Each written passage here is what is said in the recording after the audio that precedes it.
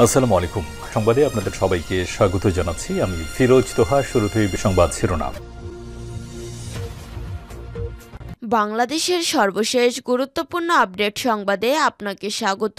শুরুতেই সংবাদ শিরোনাম, এরপর বিস্তারিত। শুরুতেই জানিয়ে দিব, জুলাই গণ অভ্যুত্থানে পরিকল্পিত হত্যাকাণ্ড হয়েছে, দায়ীদের বিচার হতে হবে।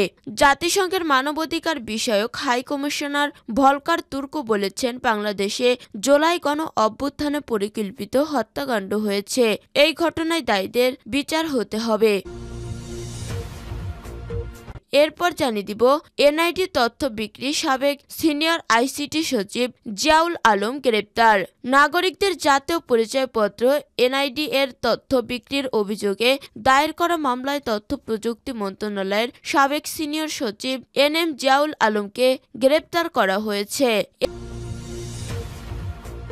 এরপর জানিয়ে দিব, ধূমপান নিষিদ্ধের দাবিতে রাজধানীতে নারীদের মশাল মিছিল। প্রকাশ্যে ধূমপান নিষিদ্ধের দাবিতে মশাল মিছিল করেছেন শতাধিক নারী। বুধবার রাত 10:30টার দিকে মোহাম্মদপুরবাসীর ব্যানারে লালমাটিয়ায় এই মিছিল হয়।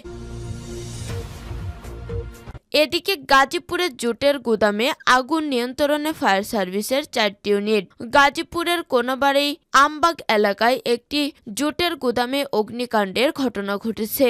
আগুন নিয়ন্ত্রণে ফায়ার সার্ভিসের 4টি ইউনিট কাজ করছে।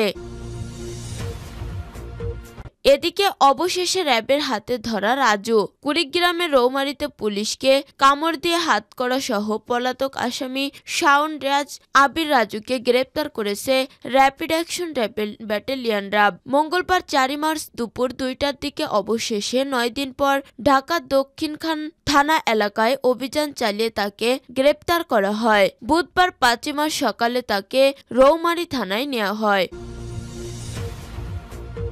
এবং সর্বশেষ জানিয়ে দিব, দিনাজপুরে বিদ্যুৎ বিতরণ বিভাগের কারখানায় ভয়াবহ আগুন।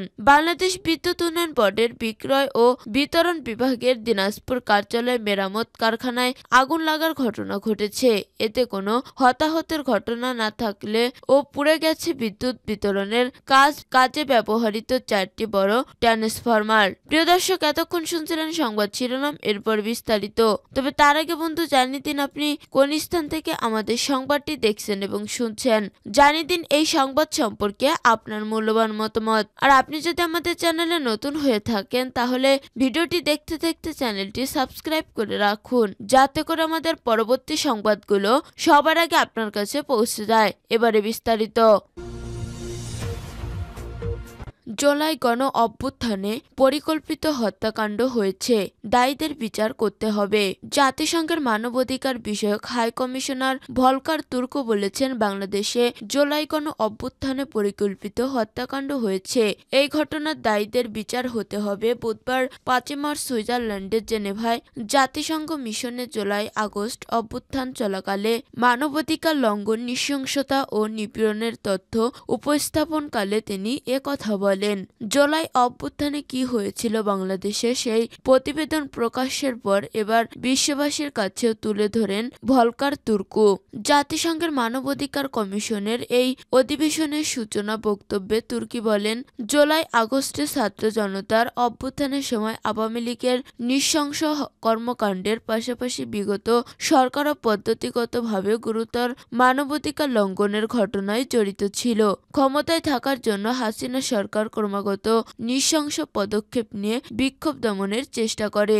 অনুষ্ঠানে কথা বলেন অভ্যুত্থান নিহত মীর মুগ্ধর ভাই মীর মাহমুদ রহমান স্নিগ্ধ ও মায়ের ডাকের সমন্বয়ক সানজিদা ইসলাম। অভ্যুত্থানে কতটা নিষ্ঠুর আচরণ করেছিল হাসিনা সরকার, সেসব দিনের অভিজ্ঞতার কথা জানান তারা। বক্তব্যে আইন উপদেষ্টা আসিফ নজরুল বলেন, জুলাই আগস্টে অপরাধীদের বিচার নিশ্চিতে বাংলাদেশের আইন, সংসদ ও আন্তর্জাতিক মানের করা হয়েছে। অধিবেশনের শেষে আবারও কথা বলেন ভলকার তুর্ক। তিনি বলেন, অতীতকে পিছনে ফেলে সামনে এগিয়ে নিয়ে যাওয়ার এখনই বড় সুযোগ বাংলাদেশের। অধিবেশনে একাধিক দেশ ও সংস্থা বাংলাদেশের চলমান প্রক্রিয়াকে সহযোগিতা করতে আগ্রহ প্রকাশ করে। এনআইডি তথ্য বিক্রি, সাবেক সিনিয়র আইসিটি সচিব জিয়াউল আলম গ্রেপ্তার।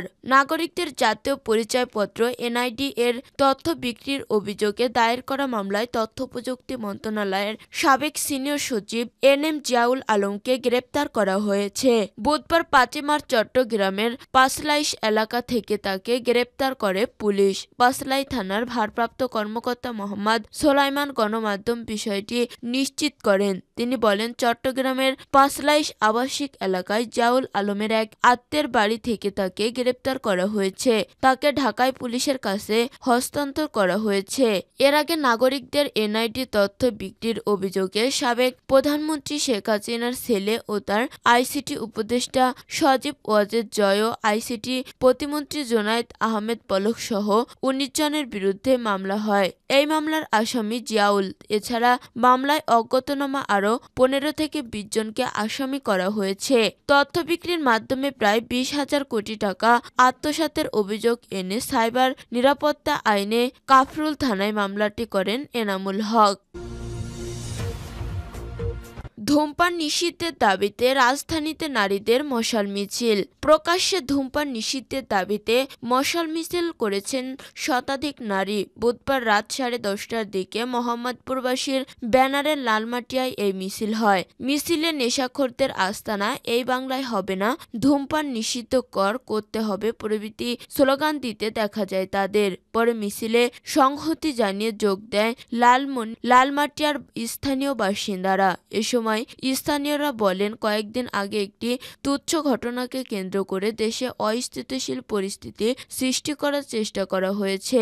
এ ঘটনাকে কেন্দ্র করে ভারতীয় সংবাদ মাধ্যমে মিথ্যা তথ্য প্রচার করা হয়েছে। লালমাটিয়া এলাকাটি মাদকের আখড়ায় পরিণত হয়েছে। এছাড়া বিভিন্ন বয়সের ছেলেমেয়েরা প্রকাশ্যে মাদক গ্রহণ করছে। তাদের কারণে শিশুও বিপদগামী হচ্ছে। এর প্রতিবাদে এই মশাল মিছিল বের করা হয়েছে। মিছিলে অংশ নিয়ে সানিয়া ইয়াসমিন বলেন, ধূমপানের কারণে নানাবিধ ক্ষতি হচ্ছে। প্রকাশ্যে ধূমপান শিশুসহ অধূমপায়ীদের বেশি ক্ষতি হয়। আমরা সরকারের কাছে দাবি জানাই, সারা দেশে ধূমপান ও মাদক নিষিদ্ধ করা হোক। গাজীপুরে জুটের গুদামে আগুন নিয়ন্ত্রণে ফায়ার সার্ভিসের 4টি ইউনিট।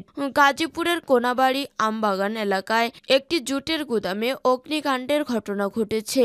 আগুন নিয়ন্ত্রণে ফায়ার সার্ভিসের 4টি ইউনিট কাজ করছে। বুধবার 5 মার্চ পৌনে 10টার দিকে এই অগ্নিকাণ্ডের সূত্রপাত ঘটে বলে জানিয়েছেন গাজীপুর ফায়ার সার্ভিসের উপসহকারী পরিচালক মোহাম্মদ মামুন। তিনি জানান, প্রথম ফায়ার সার্ভিসের 2টি ইউনিট ঘটনাস্থলে পৌঁছে আগুন নিয়ন্ত্রণের কাজ শুরু করে। তবে আগুনের তীব্রতা বাড়তে থাকায় ভোগড়া মডার্ন ফায়ার সার্ভিসের আরও 2টি ইউনিট যোগ দিয়ে আগুন নেভানোর চেষ্টা চালিয়ে যাচ্ছে। এখন পর্যন্ত এই ঘটনায় কোনো হতাহতের খবর পাওয়া যায়নি। অগ্নিকাণ্ডের কারণ ও ক্ষয়ক্ষতির পরিমাণ তদন্তের পর জানা যাবে বেশি বলে জানিয়েছেন ফায়ার সার্ভিসের কর্মকর্তারা। অবশেষে র্যাবের হাতে ধরা রাজু। কুড়িগ্রামের রৌমারীতে পুলিশকে কামড় দিয়ে হাতকড়া সহ পালিয়ে আসামি সাউন্ডরাজ আবির রাজুকে গ্রেপ্তার করেছে র্যাপিড অ্যাকশন ব্যাটালিয়ন র্যাব। মঙ্গলবার 4 মার্চ দুপুর 2টার দিকে অবশেষে 9 দিন পর ঢাকা দক্ষিণ থানা এলাকায় অভিযান চালিয়ে তাকে গ্রেপ্তার করা হয়। বুধবার 5 মার্চ সকালে তাকে রৌমারী থানায় নেওয়া হয়। রাজু 30 উপজেলার জাদুর চরস ইউনিয়নের কাশিবাড়ি এলাকায় আলী আসগরের ছেলে। বিষয়টি নিশ্চিত করেছেন রৌমারী থানার ওসি মোহাম্মদ লুৎফুর রহমান। ওসি লুৎফুর রহমান জানান, মঙ্গলবার দুপুরে ঢাকা দক্ষিণ থানা এলাকায় অভিযান চালায় র্যাব অন। তাদের সহায়তায় তথ্য প্রযুক্তির মাধ্যমে পলাতক আসামি রাজুকে গ্রেপ্তার করা হয়। তিনি আরও জানান, রাজুর বিরুদ্ধে ধর্ষণ, মাদক ও পুলিশ সদস্যকে আহত করার মামলা রয়েছে। প্রাথমিক জিজ্ঞাসা শেষে তাকে কুড়িগ্রাম জেল হাজতে পাঠানো হবে।